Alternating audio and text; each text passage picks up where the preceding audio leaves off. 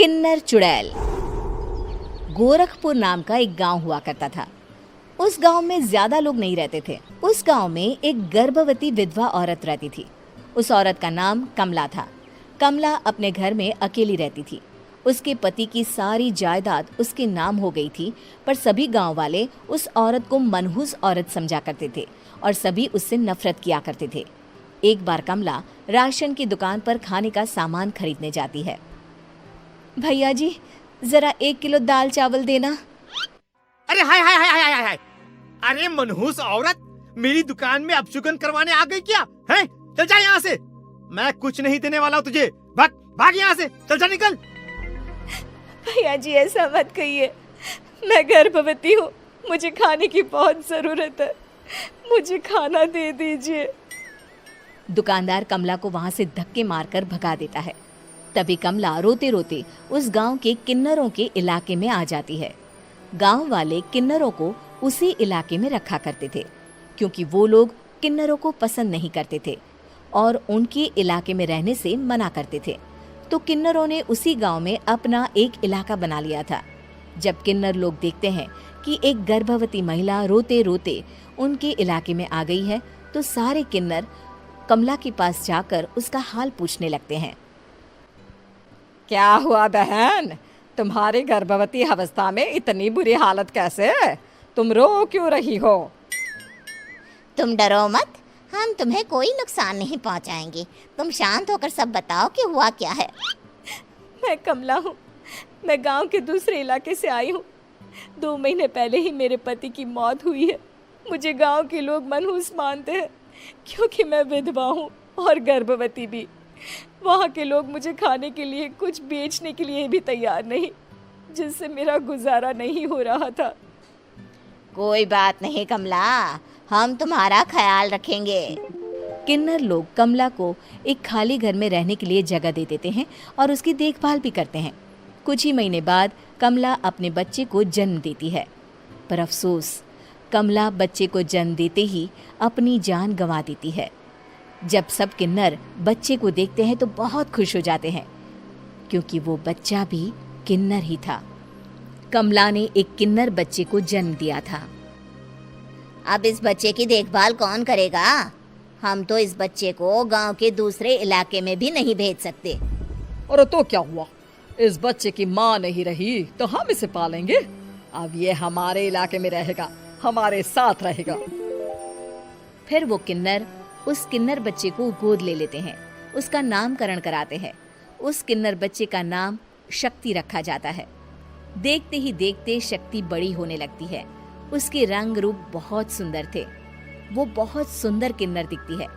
एक दिन शक्ति एक किन्नर से पूछती है, माँ जी सुनिए ना, ये गांव के दूसरे इलाके में भी तो लोग रहते हैं, तो हम वहाँ क्यों नहीं जाते?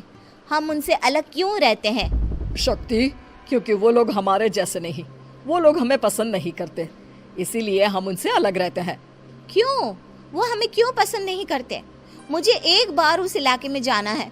मैं एक बार वहाँ जाकर घूम कर आऊं।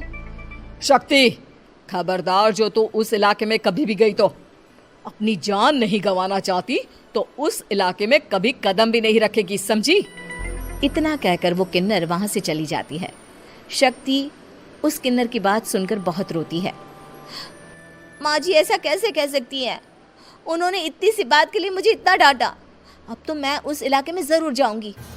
फिर एक दिन शक्ति गांव के दूसरे इलाके में चुपके से जाती है। ये लोग तो हमारे जैसे ही इंसान हैं, तो ये हमसे नफरत क्यों करते हैं? जब शक्ति उस इलाके में पहुंचती है तो गांव के सारे आदमी उसके रूप से मोहित हो जाते हैं। वो लोग ये अंदाजा नहीं लगा पाते कि वो किन्नर है। शक्ति की सुंदरता देखकर सारे गांव वाले उसकी तारीफ करने लगते हैं। तभी गांव का चक्कर लगाने गांव के जमींदार का बेटा हर्ष वहां पहुंचता है। हर्ष भी दिखने में बहुत सुंदर होता है।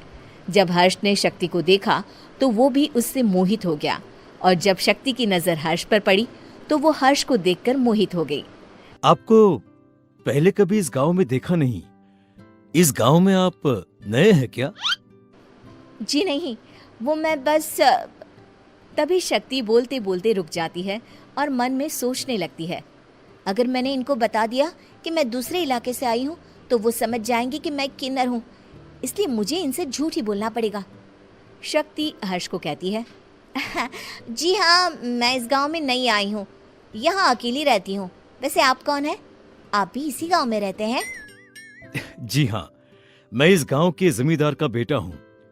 आपको किसी भी चीज की जरूरत पड़े तो आप मुझे बता देना, मुझे अच्छा लगेगा।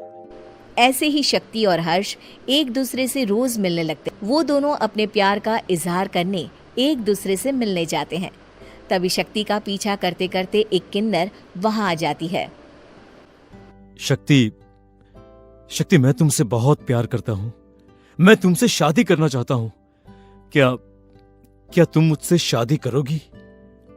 हाँ हर्ष, मैं तुमसे शादी करूंगी, पर मैं तुमको अपने बारे में एक सच्चाई बताना चाहती हूँ जो मैंने तुमसे छुपा कर रखी है। तभी उनके बीच में ही वो किन्नर आ जाती है। शक्ति, तेरी हिम्मत कैसे हुई ऐसा करने की? वो किन्नर शक्ति को खींचकर गांव के जमींदार के पास ले जाती है। हर्ष भी वहां शक्ति को बचाने के लिए पहुंच जाता है। जमींदार शक्ति और हर्ष के प्यार के बारे में सुनकर गुस्से में आ जाता है और शक्ति को गांव के बाहर निकालने की सजा देता है। शक्ति ये बात सहन नहीं कर पाती और कुएं में कूदकर अपनी जान दे देती है। जमींदार हर्ष की शादी गांव की एक लड़की से करवा देता है, पर हर्ष इस शादी से खुश नहीं होता। शक्ति अपना बदला लेने के लिए मरने के बाद किन्नर चुड़ैल बन जाती है। अब मैं इन गांव वालों को नहीं छोड़ूंगी, अब इनसे मैं अपने प्यार का बदला लूंगी। किन्नर चुड़ैल गांव वालों को परेशान करना शुरू कर देती है।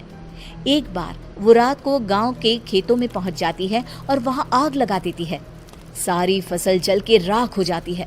जब एक आदमी रात को उठकर देखता है कि खेत में आग लग गई है तो वो वहां पहुंच जाता है।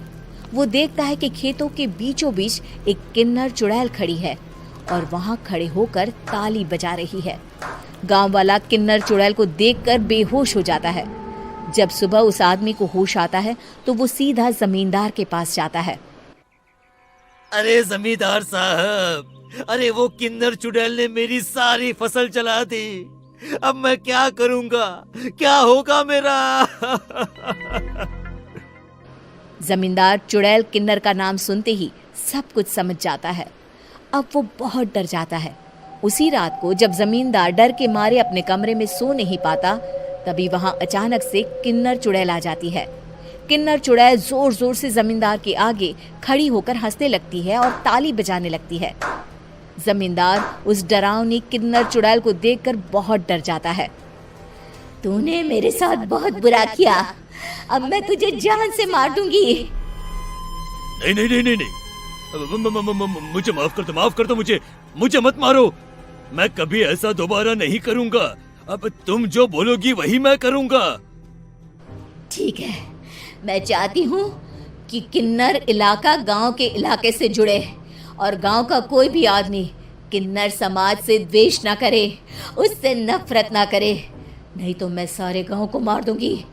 और तुम गांव में एक नया कानून बनाओ कि अगर किसी ने भी किन्नर समाज को हानि पहुंचाने की कोशिश भी करी या इनसे भेदभाव करने की भी कोशिश करी तो उनको कड़ी से कड़ी सजा मिलेगी। हाँ हाँ हाँ हाँ, मैं ऐसा ही करूंगा।